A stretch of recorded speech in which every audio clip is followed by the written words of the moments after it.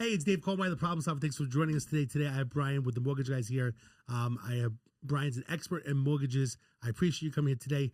Tell us what the hell is going on with mortgages. Man, there's a lot going on right now, and I think it all focuses and centers around rates. I mean, we've been hearing for a year, 2 years even, that rates are going to come down, that, the economic data and the economy is not good enough to support these higher rates, and they're going to come down. But every month it seems that they keep the rates the same and they don't really come down, or they'll come down for a couple weeks and then they'll go right back up. So I think the biggest thing I'm seeing in the market right now for mortgages is rates.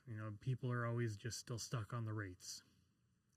It seems like my feeling is that the economy is such, I always tell people it's like a weird situation right now. I feel like people, they're kind of like frozen or by fear, and basically they just don't know what to do, right? And then even I have my brother-in-law, he basically saying, oh, maybe this isn't a good time to do anything. Maybe I should wait. I'm looking to refinance, but like everyone's like, we don't know, right? It's like a little bit of a magic ball, or what do you call that? What's the ball? Crystal ball. Crystal ball. Magic ball. A crystal ball. We really don't really know in general. What's your thoughts with Trump being the president? And can you explain a little bit, like he keeps talking about Powell, Jeff Powell, right?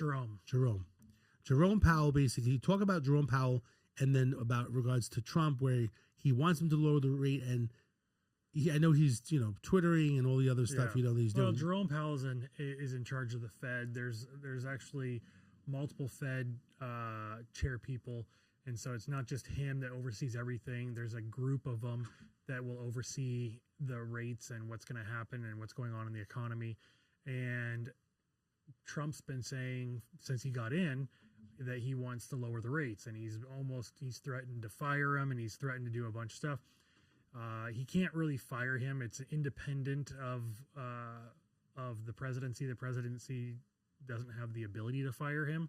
I think he's just trying to make it hard on him. He's trying to force him to lower the rates. The problem is that the Fed keeps saying, we're looking at these numbers, specific numbers, economic data that tells us when we should or when we can reduce.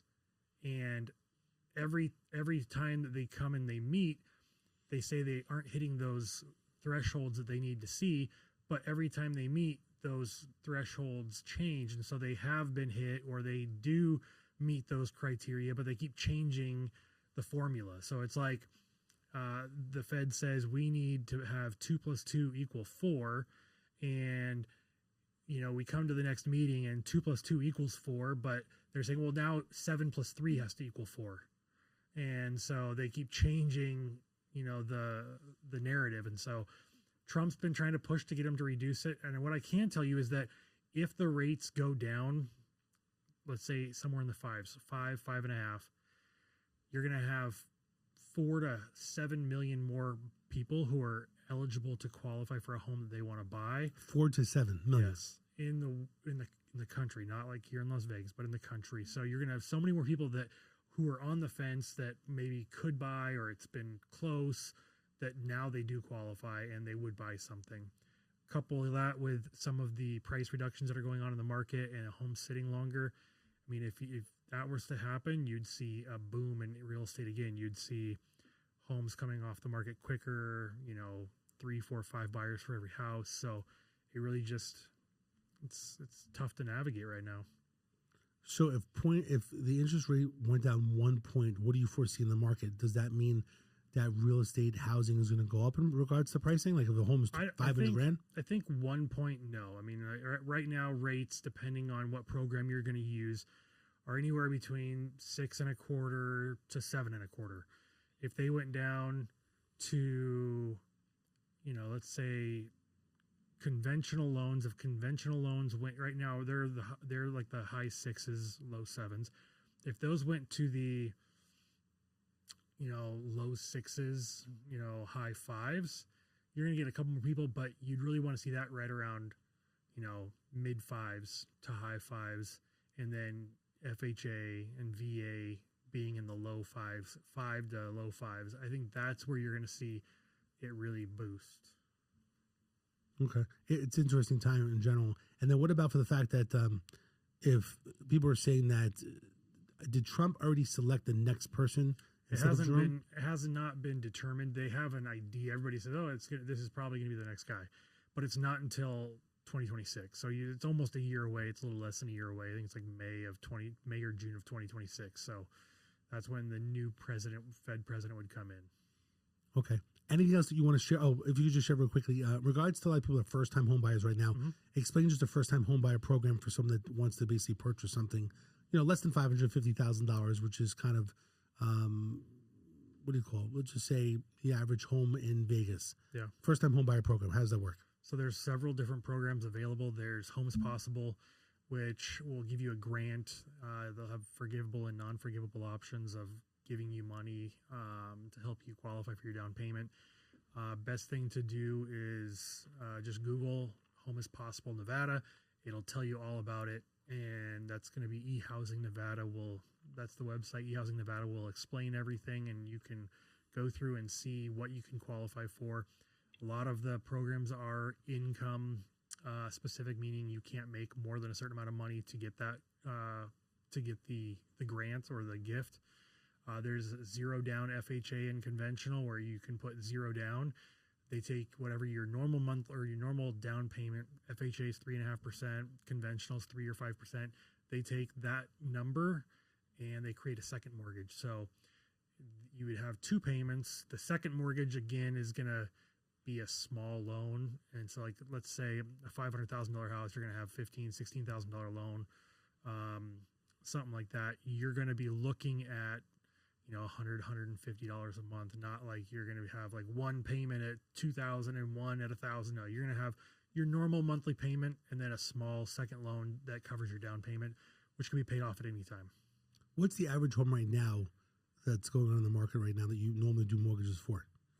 I'm seeing a lot of homes in the market right now for between about $475 and $675. That's where I'm seeing the bread and butter of either first-time home buyers or people who bought several years ago in the 200, 300, 400 range that are now selling and trying to buy in the 500, 600, 700 range.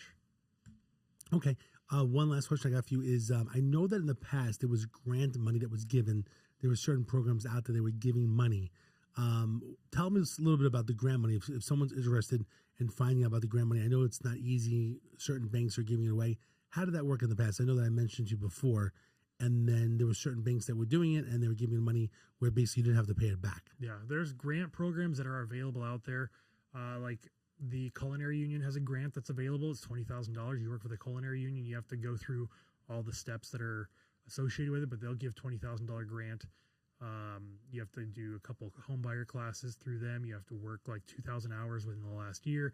There's several things that you have to accomplish to be able to get it, and there's certain banks and real estate agents and mortgage lenders who are qualified to do it. But if anybody ever has any questions, I can go over every single grant that's available. There's like Home for Heroes, there's Home for Heroes Teachers. There's a lot of different options. Just reach out and we can go over what might be the best option for you. As the problem solver, my main thing is to basically help people with different problems in general. But I noticed that talking to some people recently that, the rates are different in general. I think the goal is I tell people that you should have, if you're interested in a mortgage and they want to get it checked out by yourself, you can review what other people rates are given because I know things change. Yeah. And I want to make sure people get the best possible rate because I have heard from some people that they're going on to Zillow and they're being referred to different people and rates are basically getting higher rates than normal. So is it something that they can call you basically just to see, even if you're not doing the mortgage? Exactly. So what I always tell everybody is that if I can't provide you with the best possible loan, I can guide you in the direction. Or if, like, let's say you went and you were buying a house and somebody qualified you and they gave you a interest rate and I saw that rate and I said, wow, that is an amazing rate, run. Because I'm not here to try and sell you on anything. I will do what I can to help you and I will do whatever I can to get you the best deal. But if there's somebody out there, sometimes it happens where like a lender has like a crazy incentive where they're going to basically give the money away.